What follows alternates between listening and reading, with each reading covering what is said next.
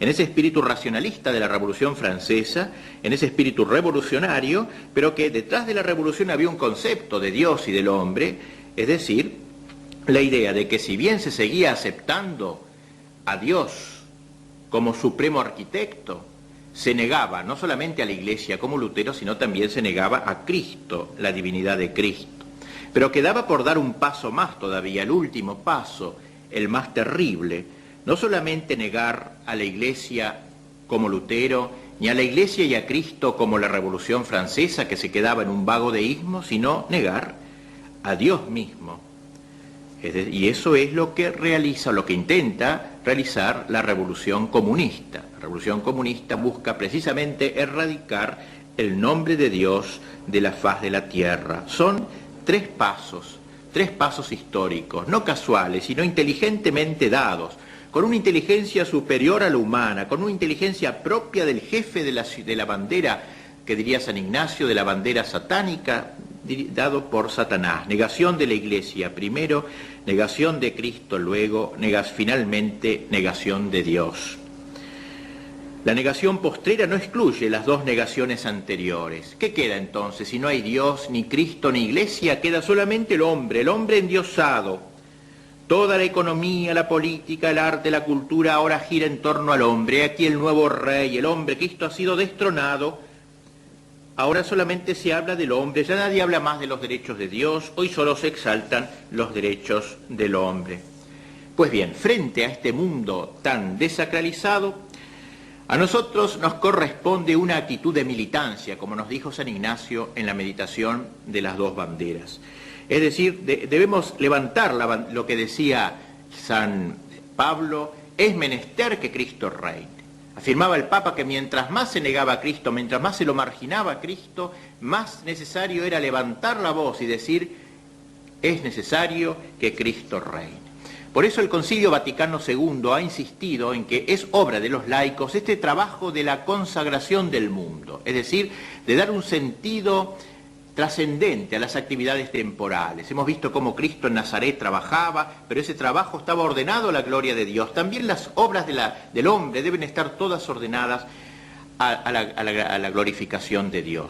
¿Y cuáles son los ámbitos que debe el hombre ordenar a Dios? Ante todo, el ámbito de la familia. La familia es el primer núcleo social.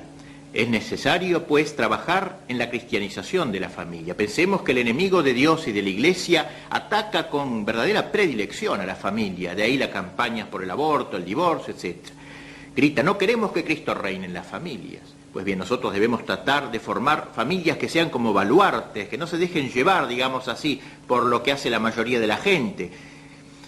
Familias que sean focos de resistencia ante la marea general, de modo que salgan de ahí los chicos, los hijos formados como verdaderos militantes de la bandera de Cristo.